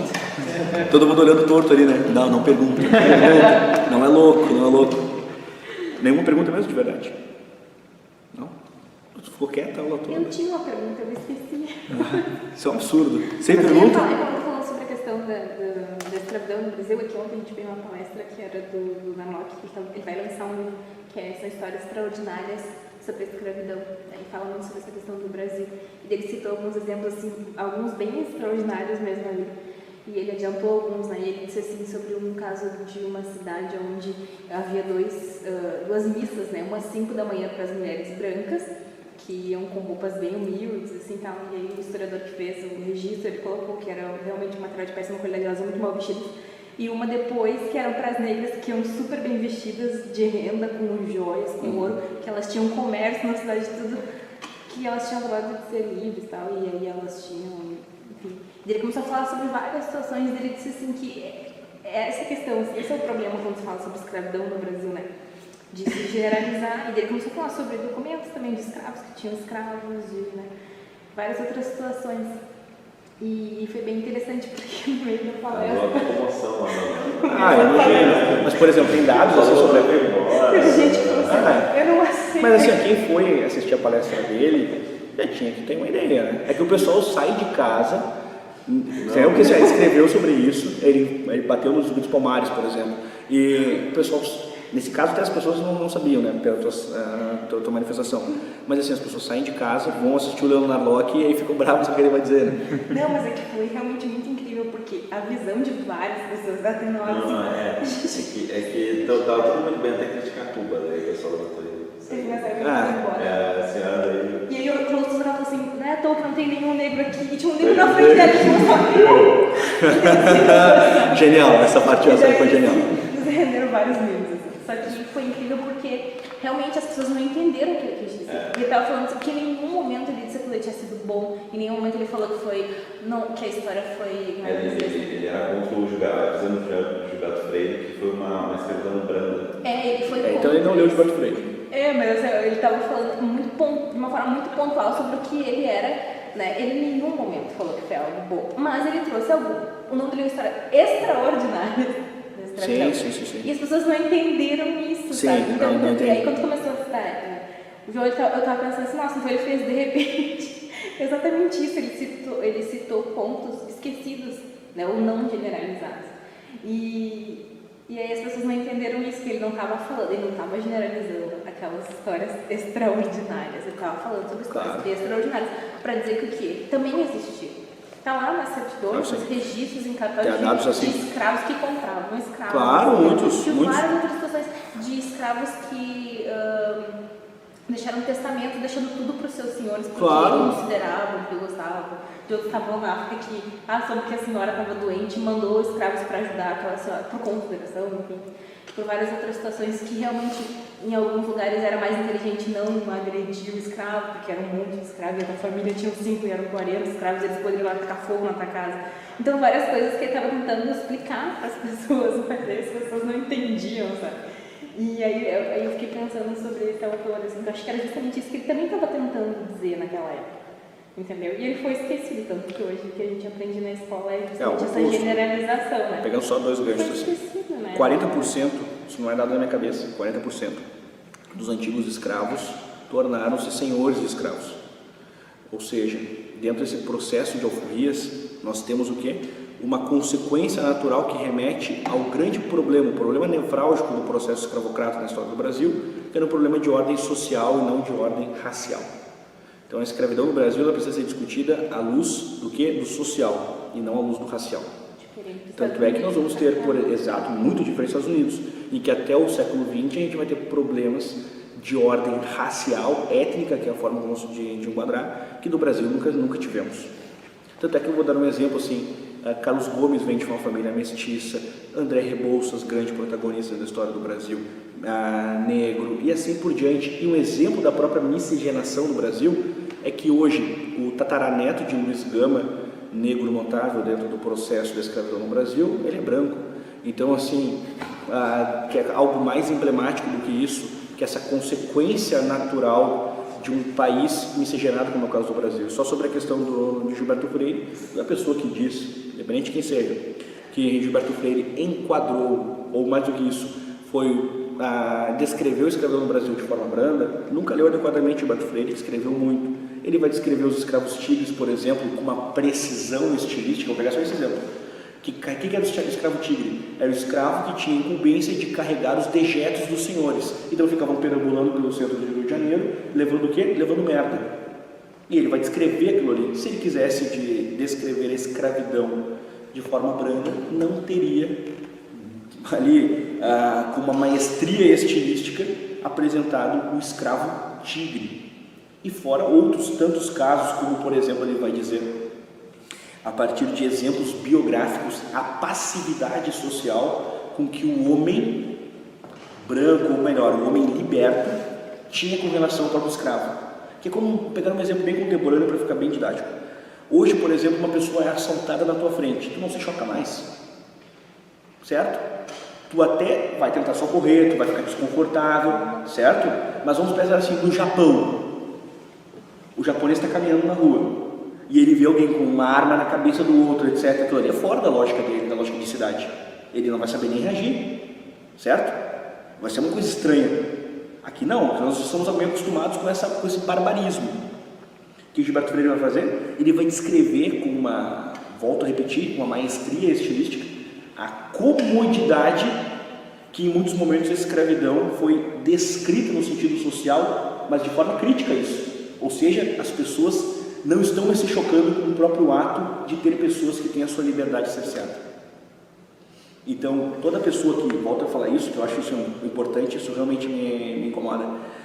Gilberto Freire, como um autor que abrandou a escravidão, entendeu muito mal o que ele quis dizer por miscigenação. Ele até disse que essa foi a crítica do FHC e do Florestan Fernandes ao Gilberto Freire. Isso. Mas essa foi a crítica mesmo? Isso, aí sim, ele só deve ter lido a crítica, pelo visto. Porque foi uma crítica muito da mal feita. Tanto é que quando o Gilberto Freire foi homenageado na Flip, a Flip que este ano agora, nesta semana, está homenageando o Lima Barreto, e eu duvido que eles citem, por exemplo, pegando a conexão da Flip com o próprio Gilberto Freire, aquilo que o Gilberto Freire conseguiu descobrir nos diários de Lima Barreto, que é Lima Barreto dizendo assim: sim, há preconceito racial, porém reconheço que no Brasil o negro não vive mal. Isso é Lima Barreto. O pessoal da Flip este ano não está dizendo isso. Quem descobriu esses arquivos de Lima Barreto? Quem foi atrás? Quem trouxe à luz da produção textual? Gilberto Freire. A crítica que Floresta Fernandes e FHC fizeram, FHC inclusive, por isso que eu fiz a conexão com a Flip, foi convidado, vejam que atentado, né, para homenagear Gilberto Freire na Flip, quando Gilberto Freire foi homenageado. Isso é um absurdo, isso é um absurdo, isso é um desrespeito à memória nacional. Gilberto Freire faz parte, não estou dizendo que Gilberto Freire seja perfeito, irretocável, não é nada disso. Eu acho inclusive que ele leu muito mal Machado de Assis. O que eu citei que João Camilo leu mal Nabucco, eu acho que Gilberto Freire leu mal Machado de Assis. Eu acho inclusive que o ato de Gilberto Freire dizer que Silvio Romero foi o maior crítico literário da história do Brasil também é um ato que eu também discordo. Eu acho, por exemplo, o Alfredo Coutinho superior. Certo? Vou pegar só esse caso. Pois bem, eu não estou dizendo que Gilberto Freire, em todos os seus pontos, em todas as suas reticências, em todas as suas vírgulas, tenha sido perfeito. Agora, Floresta Fernandes vai ter feito de forma, no mínimo, tacanha, a associação de Gilberto Freire como esse democrata das raças, que Gilberto Freire nunca foi. Casa Grande Senzala, que é a obra tantas vezes repetida de Gilberto Freire, foi uma obra, a segunda obra de Gilberto Freire. Ele escreveu Nordeste, Casa Grande Senzala. A segunda, ele escreveu outras tantas, dezenas de outros textos. Então, pensar assim, você tem uma história de vida e eu vou valorizá-lo à luz de quê? De seus 2, 3 momentos, assim, assim, assim? Não, eu vou olhar o todo para fazer o quê? Uma análise criteriosa e mais do que isso, uma crítica à visão, vejam só a abrangência do termo visão que o sujeito teve sobre aquela área delimitada, etc. Então, por fim, Fernando Henrique Cardoso, que foi um filho dileto de Floresta Fernandes, vai ter respaldado essa visão de um Gilberto Freire democrata das raças, ainda que o prefácio que o Fernando Henrique Cardoso escreveu para a edição da Global, a mais conhecida de Casa Grande Senzala, a mais conhecida de nossos tempos, o prefácio é muito bom, tem que fazer esse elogio. Darcy Ribeiro, por exemplo, que é um outro sujeito, também escreveu um excelente texto também de entrada, de apresentação da própria obra. Eu quero dizer, eu estou dizendo que Fernando Henrique Cardoso não tenha lido Gilberto Freire. Eu estou dizendo só que o Leonardo Locke não tenha lido. Isso estou dizendo. Porque é um sujeito que respalda a crítica sem ter mergulhado na produção do criticado, está fazendo um trabalho, no mínimo, de uma pesagem estranha. Um lado, ok, leu a crítica é essa. Descreveu a escravidão de forma branda, fez isso. Tá aí, o que ele produziu, os escravos tigres e o resto. Isso não se fala. E os escravos tigres são descritos na Casa Grande Senzala, já. Em Casa Grande Senzala são descritos. Gilberto Freire vai apresentar o quê? Que quem trouxe a sífilis para o Brasil foi quem? Foi o português. Como escravidão branda. Como uma história à portuguesa, a história nacional, a história do Brasil, como uma história portuguesa. Sendo que Gilberto Freire vai descrever, inclusive, problemas do nosso processo colonial com frases memoráveis, como, por exemplo, essa: o Brasil foi primeiro civilizado para depois ser civilizado. Como ele foi brando na descrição? Ele foi absolutamente, eu vou dizer assim, feroz. Quando ele vai criticar, por exemplo, eu discordo dessa visão, vai dizer assim, que os jesuítas em muitos momentos foram excessivamente carolas, não entenderam que o Brasil precisava dessa miscigenação, que é, por exemplo, tem aquele debate épico, que não chega a ser um debate, mas é vamos chamar assim, uma briga de João Ramalho com a Padre Manuel da Nóbrega, que João Ramalho, ele teve em torno, assim, uns 80 filhos, e o Padre Manuel da Nóbrega falava assim, né, brigava, não, isso está muito errado, ele está fazendo um filho com todas as índias, ele está vivendo essa vida promíscua, etc. E João Ramalho era casado, inclusive, em Portugal, deixou a mulher e povoou São Paulo. O que aconteceu? E o Padre Manuel da Nóbrega vai fazer o quê? Ele vai dizer assim, bom, ok, não tenho mais o que falar, ele já sabe, mas é uma boa ponta de lança. Ou seja, bom, ok, dentro, vamos chamar assim, onde está existindo o pecado, a graça virá. Essa é a visão Padre João Ramalho e Padre Manuel Nóbrega. Ponto. O que acontece? Dentro desse processo, então, de Gilberto Freire, ele vai dizer que em muitos momentos, peguei esse caso só para escrever, os jesuítas foram muito carolas, não entenderam isso. Ou seja, Gilberto Freire não foi um autor irretocável, mas ele precisa ser lido, porque ele em nenhum momento respaldou o processo integral da colônia no Brasil. Claro, faço só essa menção. Não estava ali, não estava lá, etc., para ver no macro tudo que o Leonardo Locke trouxe, falou, etc. E tal. Mas assim, dentro dessa visão de Gilberto Freire, essa repetição em cima do texto crítico de Florestan Fernandes é a linha que a academia mais ou menos lê Gilberto Freire. Valoriza o Gilberto Freire pelo seu pioneirismo de ter batido na história racial do Brasil, porém, invalidam todo o trabalho, vou chamar assim, investigativo que ele fez ao longo da vida, de ter valorizado o Brasil à luz do macro. E o que é a luz do macro? Um Brasil mestiço, e por mestiço, chinês, japonês, africanos, no plural, porque a gente fala também africano, parece que é uma coisa singular, como se a África fosse uma coisa só. E, claro, português. E por fim, Gilberto Freire, isso vai dizer, o que é uma obviedade, que o Brasil é o quê? É o mundo que o português criou, o que é uma obviedade.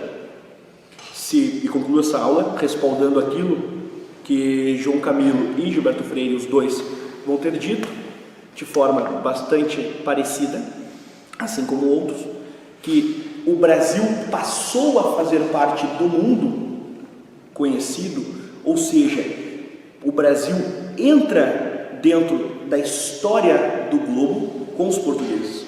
Os portugueses tiveram o mérito de globalizar o mundo.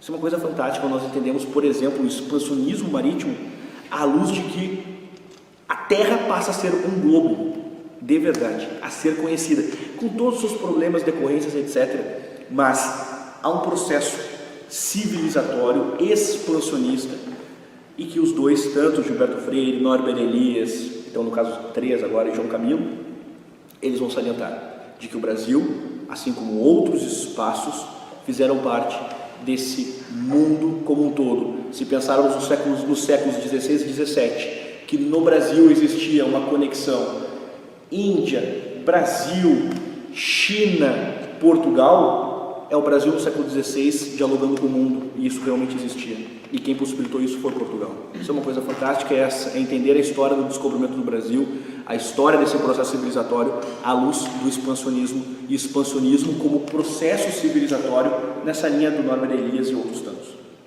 Acho que é isso. Não vou falar mais, prometo. Muito obrigado. Próxima aula será sobre Carlos Gomes, meu tema amado, final de setembro, caso eu esteja vivo. E você também.